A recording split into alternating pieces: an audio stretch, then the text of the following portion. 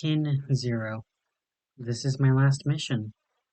7 long years of service to the Empire of the Seven Cities, and now I will finally have my freedom and my stipend for all of my hard work. This wasn't how I imagined it would go when I surrendered to the Seven Cities all those years ago. After I saw what we did to those poor people in Central Hill, I couldn't live with myself. Sure, the king's words played for us every night, and my hands and heart were bloody to hell a long time before Central Hill. But Central Hill changed everything.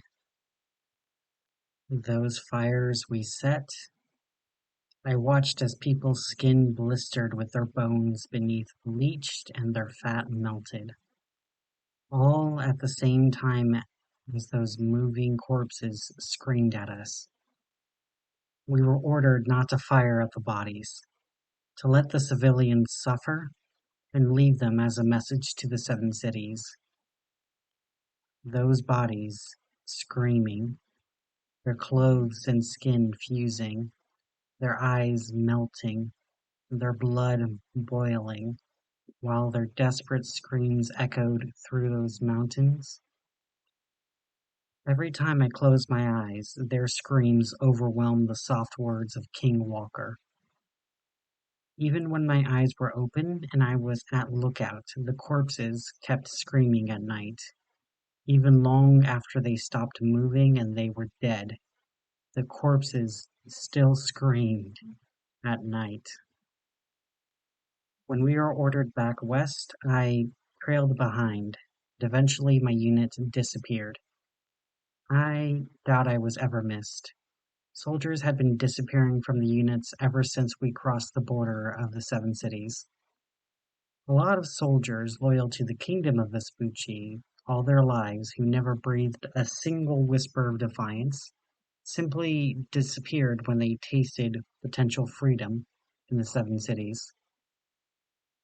I knew before I was going to be captured what a helot was. I knew what the years of servitude meant. We had captured helots from the Seven Cities, some of them the very same men who vanished, and we would have to guard our own citizens, because even the 7 years of servitude, weak payment, and a high chance of death was a better deal to the helots than going back to King Walker. The officers made sure we never spoke about defiance, and to those who they suspected of defiance, they played the king's words until their smiles returned and the light in their eyes died. So, when I trailed behind and I stopped, I knew what to expect with the Seven Cities. I was found by a squad of auxiliaries wearing earplugs, trying to make sure I'm not carrying any of our king's words. When they confirmed I wasn't a trap and that I wasn't carrying anything that could play sound, I was taken to a prison camp somewhere in Eden City territory. Once there, I was given 3 choices by a bureaucrat behind a desk. I could accept imprisonment for the rest of the war. I could be returned to the kingdom of Vespucci on the promise I wouldn't fight in the war anymore, or I could serve as a helot for 7 years. I would get no compensation until the end of my service, where I would be a resident of the Empire of the Seven Cities, and I could apply for citizenship 10 years after the end of my service. For me, it was an easy choice. Prisoners who returned to King Walker, who agreed to not fight anymore, only had one purpose: to execute, to show everyone else what happens to those who just gave up. The executions were very brutal, very public, and very painful. I had watched someone gradually have their limbs frozen with their core temperature kept warm, so they would suffer from frostbite so bad they'd lose their limbs while not dying of hypothermia. When their limbs froze enough to shatter from hammers, they were torched alive with flamethrowers. I watched people lowered into cases of starving rats that would tear into their flesh and eat as much as they can, and they would die slowly because the rats would start with their legs, and by the time they got to the vital organs, the rats were full. They would die from blood loss oftentimes, while they watched the rats crawled in and out of their bodies while still alive. And those were the quick deaths. For larger crimes, such as when a conspiracy to kill the king was discovered, they were all chained down with bolts plunged through their arms and legs, preventing any escape. And the conspirators were all sewn together with an unsterile needle and fishing line, all of them sewn together, shoulder to shoulder, arm to arm, and leg to leg, left to fester in their own filth and infection.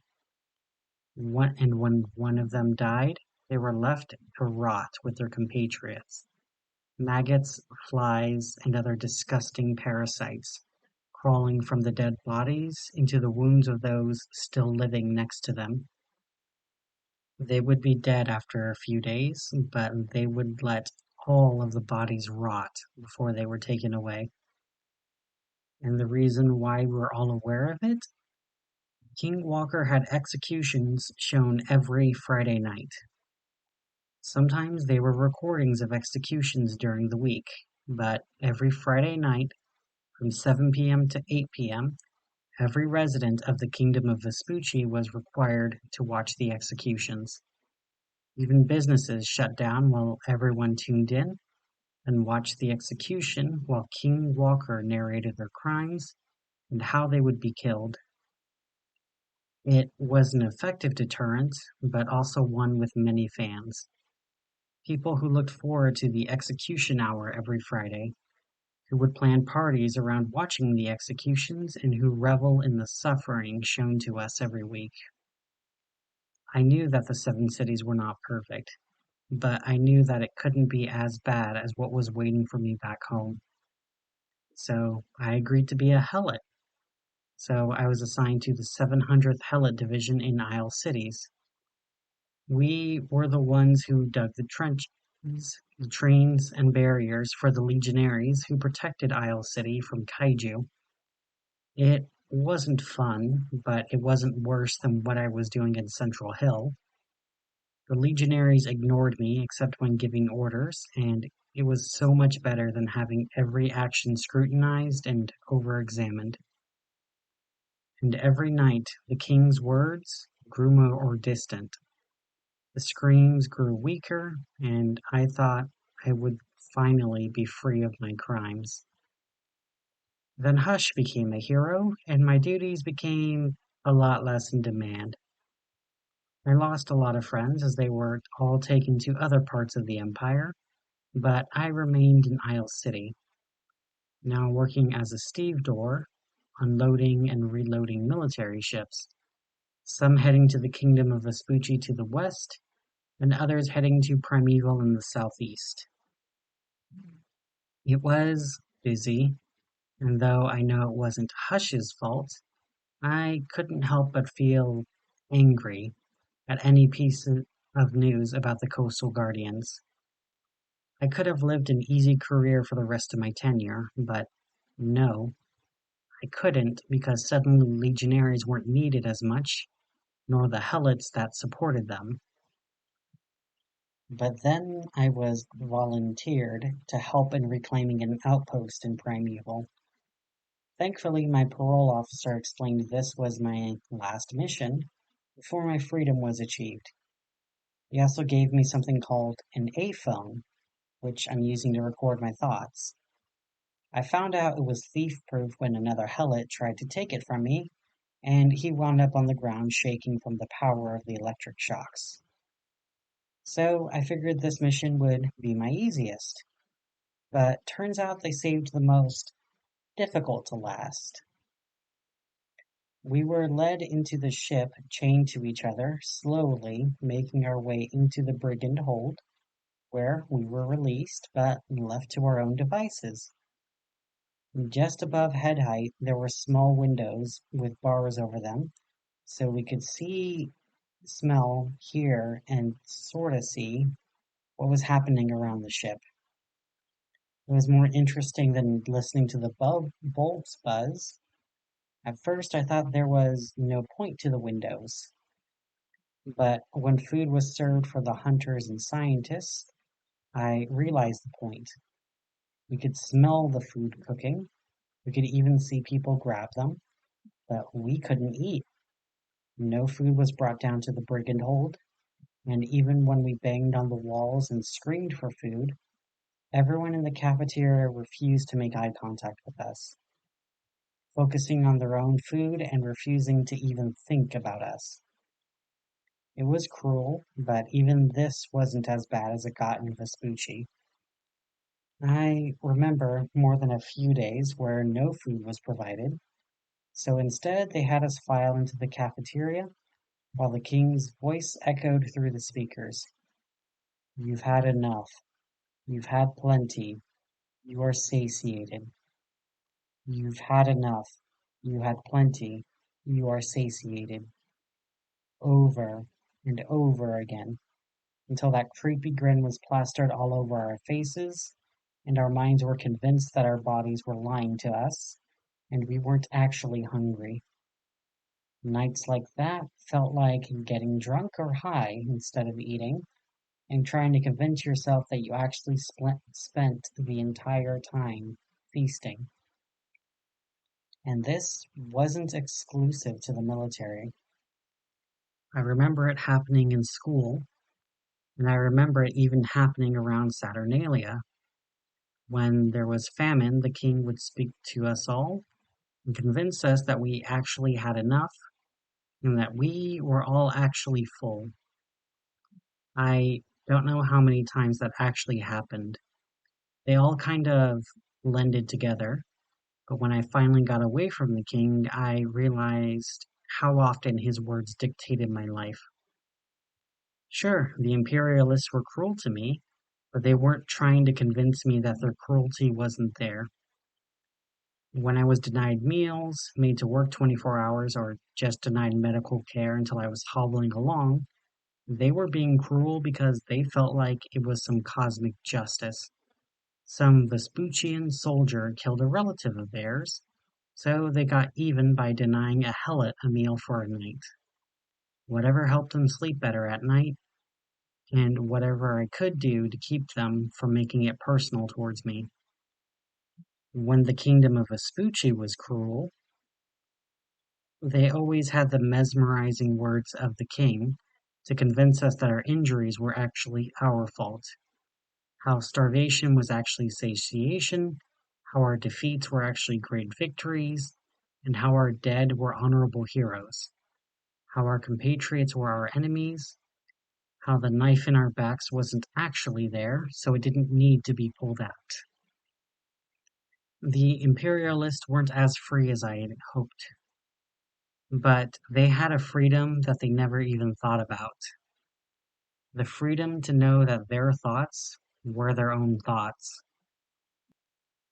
Even after 7 years, I still sometimes worried if some of the king's words were still echoing inside me, convincing me to do something I can't even remember. Still, I would take every single second of the last 7 years again to avoid going back to the kingdom for even a single moment. Still, though, a lot of the fresh helots were still bound by the idea that better meant the seven cities were supposed to be good. They complained and moaned about the lack of food, which only made things worse. It's hard enough to ignore hunger without talking about food. Talking about food makes it so much worse. When we approached the path to Primeval, the lights started to flicker, and I'm given a message to remove my battery from my phone until the lights come back on. So, this is goodbye for now. Kin 1. We couldn't see out and see where we were, but we knew we were there when the lights turned off and the thrum of distant machines turned off. There were screams and yells among the helots as one of our senses essentially became useless. There was a violent press for the windows and their precious weak lights. Thankfully, I was smart enough to hide underneath my bunk so they didn't notice me nor press into me as they fought for distant light. After nearly an hour, the machines started up again, and 30 minutes after that, the lights came on. Now knowing it was safe, I put the battery back into my phone. I checked the apps, and I did find a message from a Dr. Vesta in my contacts. Dinner will be served soon. Even with that message and my stomach growling, I dared not to tell anyone, and I dared not to let myself believe it. False hope hurts a lot more than being pleasantly surprised. And sure enough, there was no food given to us that night. And while we could hear the scientists and hunters talking about how amazing it was to see an alien ocean and an alien sky, we remained stuck in the brigand hold. Each room had 4 helots to sleep in, a single steel toilet with a built-in sink that doubled as our drinking water, and there were long hallways built alongside and beneath the hulls of the ship. So we could hear and see them, but they couldn't see us nor hear us clearly. A reminder not just what we are missing, but a reminder to those above what they were missing. It's a lot easier for them to feel good about themselves by having people they could look down on at all times. We only had a few showers near the center of the brigand hold. No curtains, and the soaps were all liquid, made to wash both body and hair, and it only dispensed once, every 5 minutes. Supposedly so we don't waste it. More likely so they didn't waste more than the minimum with us. We were provided with a single change of clothes, a towel, and a single set of shower shoes in our shoe sizes. A lot of the helots didn't take the hint with the shower shoes, and they wound up with a fungal infection before the first day was done. And I made myself popular by complete accident. I found out that the Aphone could play music, and that the speakers were actually pretty loud. The others asked me to play the music in our small common space, and so I did. For a while, we all started singing along with Sunset Sonata, making up words to go with the piano, and just enjoying the warmth and companionship, even for a short time. Music offered us comfort when our world had none to offer, and since I was the only one with it, it made me valuable to the others. Another person tried to steal my phone, trying to use a sock as a glove to grab the phone. Turns out the Aphone can shock even through fabric. So now the others are remaining friendly to me, but that's because I have something to give them. If I didn't have the Aphone, I don't think they would have been so nice to me. There was a scuffle above. I don't know the details, but I got another message from Dr. Vesta. I had no idea they deprived you of food. Let me rectify this for you. I didn't bother to respond. Dr. Vesta must think I was stupid to trust her at all after she failed the first time. That's what I thought at first, until a hatch opened in our rooms with 4 meal packs inside. Simple plastic-covered trays with a soft plastic fork, but by the gods, it was delicious to eat. Salisbury steak, cold bread roll, and dry mashed potatoes. It was an amazing breakfast, and just a few hours later, we had lunch. Tuna sandwiches with a carton of cold orange juice and some crackers. Then we had dinner. Some crinkle-cut fries that weren't dry, still a bit warm, with some dinosaur-shaped chicken nuggets with tomato sauce. I recognize the irony of the dinosaur nuggets, but tomato sauce was an extreme rarity in the kingdom of Vespucci. The kingdom that the company that made them refused to do business with King Walker, and tomatoes grow best in the Triple Alliance or in Sunset. We licked every crumb of that sauce. I texted back to Dr. Vesta. Thank you. She responded, I am so sorry you were treated that way. We need your help, and I don't want you suffering. If any of you need assistance, just let me know. I considered what she said. I had no real reason to think that she was telling the truth. For all I knew, if I told her what we needed, she would use it against us. Just because she fed us didn't mean she was being nice. Workers needed food to work. It didn't make her kind, just practical. Still, though, if she was practical and she valued practicality over cruelty, then at least I could use that, if I played my cards right. Kin 6. Ah, Tavid, I didn't think I would have to move so much. It's over. It's fucking over. But holy fuck, Mackenzie and her fucking horse. We had to move the boxes. They didn't bother shackling us this time, but there was no purpose. There was no purpose. There were security forces in every tower and they could see us, even if we couldn't see them. It was just another panopticon, so we had to act as though we were watched, whether or not they were there. I was unloading crates of flash drives when I watched a hunter named Hunter try to argue with one of the captains of security. It was almost comical. As we unloaded and moved the crates, I heard the captain tell the hunters that if we thought it was unfair, that they could help. That shut them up. I had seen others protest how helots were treated, but every time the overseers and captains said the same thing to those who protested. If you think the work is unfair, you're welcome to help them. Perfect argument, one that distracted from the actual issue while also appealing to their sense of laziness. It's one thing to say a burden is unfair, but it's another thing entirely to say a burden is unfair, so let me help you. The helots watched without trying to be obvious. Hunter turned from the captain to the crates, and then he did something I never saw anyone do before. He grabbed a pair of gloves and he made his way to where we were working. Let me help you, he said as he grabbed a pallet jack, as he guided it underneath the pallet and moved it out of my way. As he started, other hunters murmured among themselves, and some of them made their way towards us. I watched as the captain was not responding. Not all of the hunters were helping, but a moment ago I would have bet money on no one helping. But as they started moving things with us, side by side as companions, I felt something warm in my heart I didn't know was still there. By the end of the day, most of the hunters had given up helping helots. Quite a few helped out for a few hours and then stopped.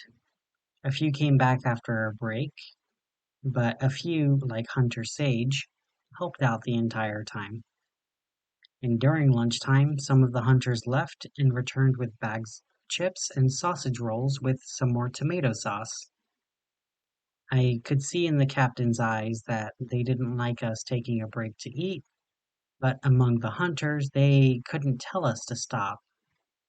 The hunters had stooped down to help us up. Now the captains weren't sure what to do. I didn't speak to the hunters. None of the helots did. But we still had a sort of friendship with them, bonded and bounded by a common labor.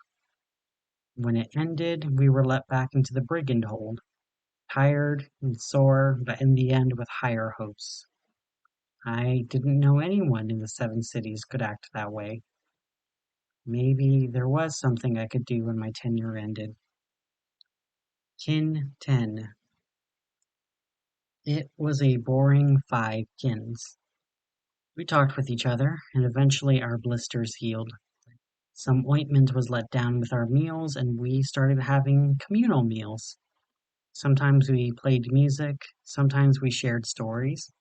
but mostly we speculated about the future, about what kinds of creatures we will see in Outpost Goliath, about what we will do when we finally retire from our tenure. And for the first time, it really hit me that this was my last mission. I always focused on getting through one day at a time. Always one more day, one more mission, one more year. But now it was all going to end soon. I could have a future. Past was so bleak that the present barely felt real, and the future was something that happened to other people, not to me. So when it came to me, what I wanted to do when I retired, I responded, I'm going to see about joining the Hunters Guild. If they had people willing to help us just because it's the right thing to do, well, I want to return the favor. I said to my helots, some of whom nodded solemnly, others laughed, and then it went to another helot who talked about her desire to make cheese with the witches in River City. Apparently that dream made a lot more sense to everyone else here. I don't get why, since I never heard about River City cheese, but apparently it's supposed to be legendary dairy from legend. I don't look forward to all of the work tomorrow, but the sooner I finish, the sooner my mission will be over. In 11. Well, now the hard part has actually started. There's so much to do in the outpost that they broke the helots up into teams of 10. Each one had an overseer from the scouting security teams. The one assigned to me was a man named Carnot, who spent the time on his phone and gave only vague general directions. He didn't care about what we did as long as we didn't bother him on his phone. If anything, that was a massive blessing. I watched some teams dealing with fragile equipment with overseers who screamed at them for so much as stepping wrong. My team, on the other hand, was just cleaning up the discarded debris from the walkways and dumping them into large crates, some to be melted down, some to be dumped, and others to be burned. I heard whispers from a few other helots who talked about escaping into the jungle.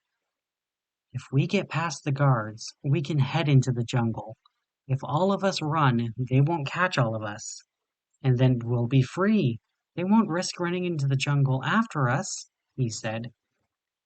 I sighed at the dumbass's words before I decided to ask the obvious questions. So, how are we going to eat? How are we going to survive? We can hunt, and we can find berries and other edible plants. Most of the creatures in Primeval fight back. Do you know the difference between a poisonous dinosaur and one that would just eat you if you try to eat it? And as for berries, even the scientists don't know which ones are safe and which ones are deadly. Studying plant life is a big part of why scientists need Outpost Goliath in the first place.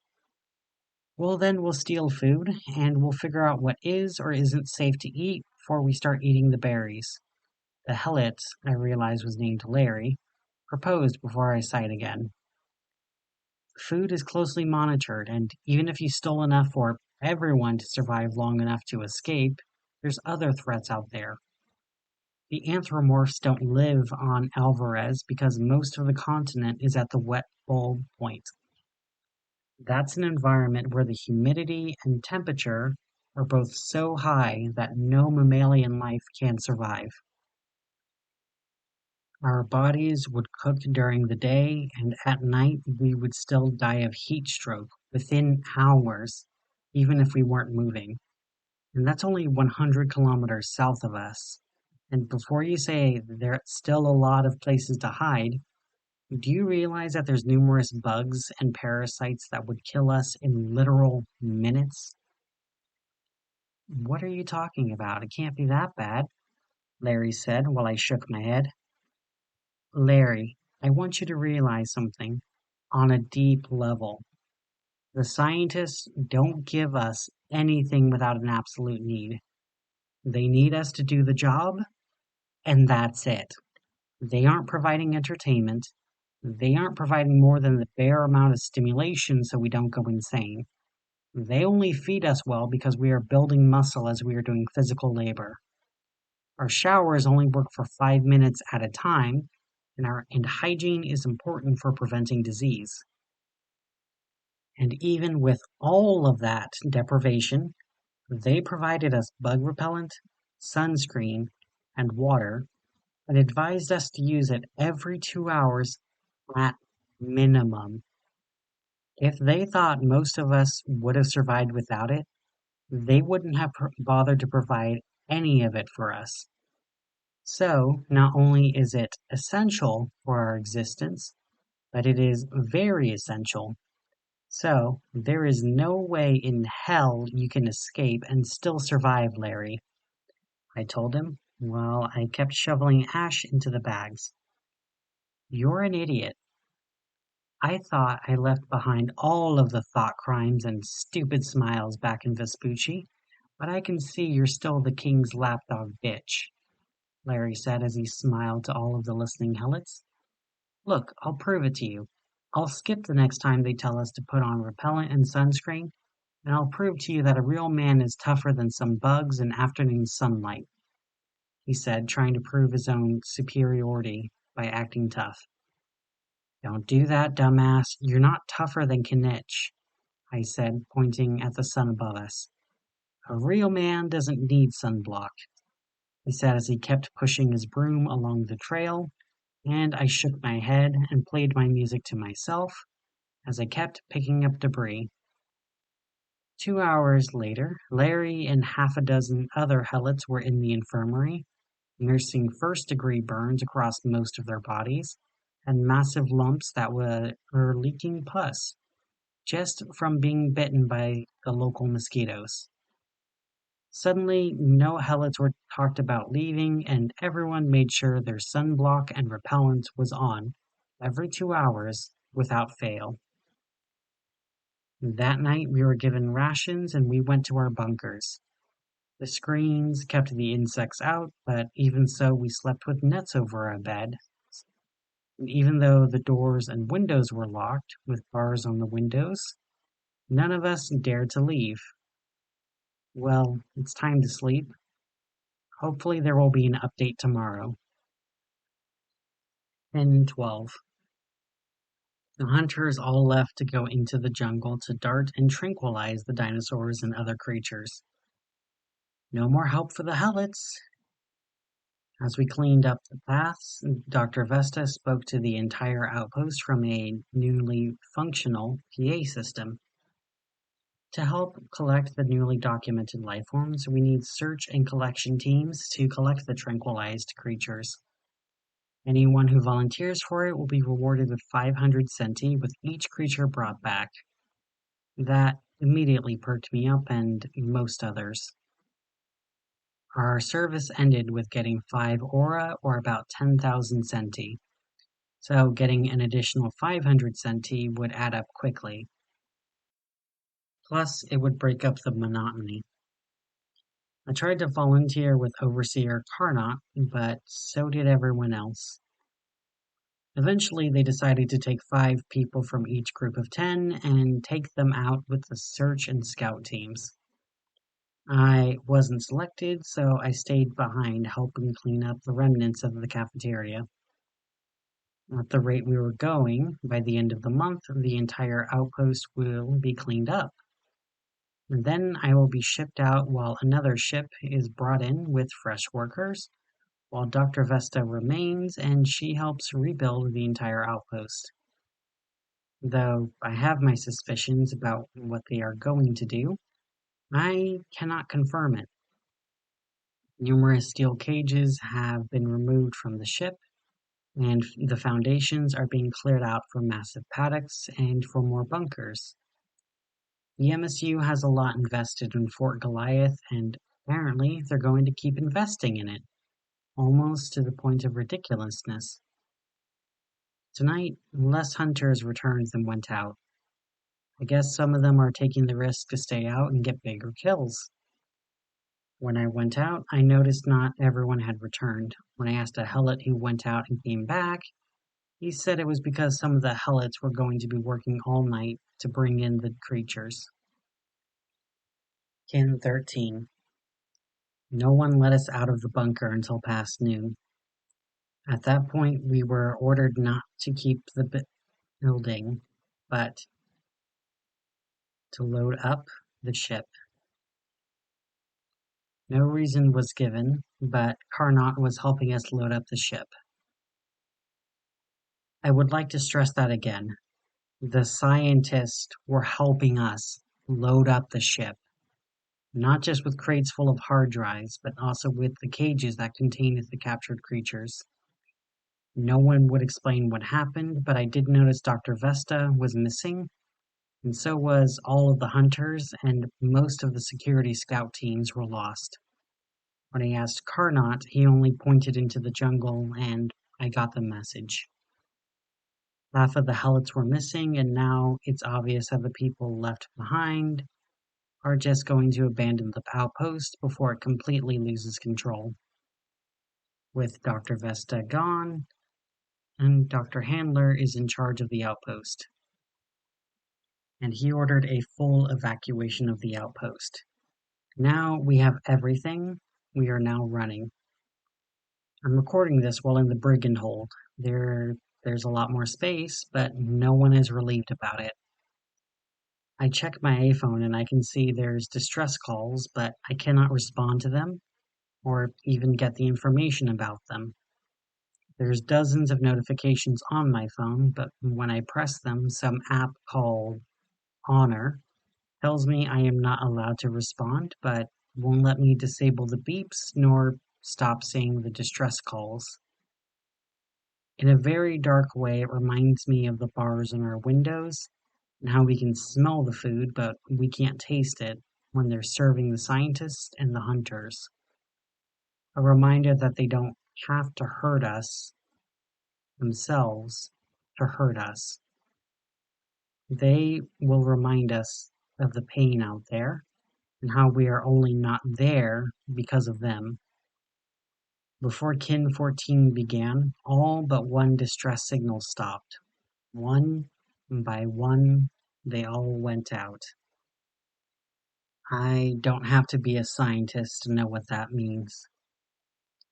Dr. Handler still hasn't fed us, and I don't think he's going to anytime soon. We're in a rush, so I snuck in a few rations for myself and I'm hiding it underneath my pillow, but I hope they bring food down here before people get desperate. Kin 17. We are just outside of Outpost Sigma. Apparently he pushed the ship as quickly as it could go the entire time, and we're carrying a lot less weight this time. We still haven't eaten. However, it seems the scientists haven't either, if the fact the outpost has been cold this entire time was any indication. We aren't allowed into the outpost for whatever reason. I don't know why, but I keep hearing the scientists mention one word over and over. Draconis. Kin 19. I got desperate and ate from my stored rations. No one noticed, thank the gods, but I am waiting for any news since we're still waiting here. I haven't heard any steps above, any machines below, nor any voices from anywhere, not even amongst my fellow helots. There's an unspoken rumor that everyone is thinking, that they left us here to die. I don't like it, but it looks like it might be true. Kin 20. Dr. Handler did try to leave us. I only got the news later when a security team came to our ship to arrest Dr. Handler, but apparently when Handler was given the news he wasn't welcome to evacuate into Outpost Sigma because the ship needed to be brought back to Outpost Goliath, he left in the night on lifeboats along with all the scientists who came with him. They're somewhere in Ida right now, but thankfully Outpost Sigma came through for us. They're sending us back to Earth, and my service is done. and the other helots who still have work in their tenure will have work in Isle City. I will be handing over my Aphone soon, but they wanted me to record this, so here I am. I don't know what's going on in Outpost Goliath, but I do know that they're taking the ship, the research vessel Harbinger, or RV Harbinger, back to Outpost Goliath. Whether there are survivors or just hope, I don't know, but I do know that my part in this is completely over. From Honor. Former Helot Vi is now officially a resident of the Empire of the Seven Cities. When returned to Isle City, they were given a check for 5 auras, with a 20% deduction for imperial taxes. It is not known at this time if Vi is going to join the Hunters Guild or if they'll seek a career elsewhere.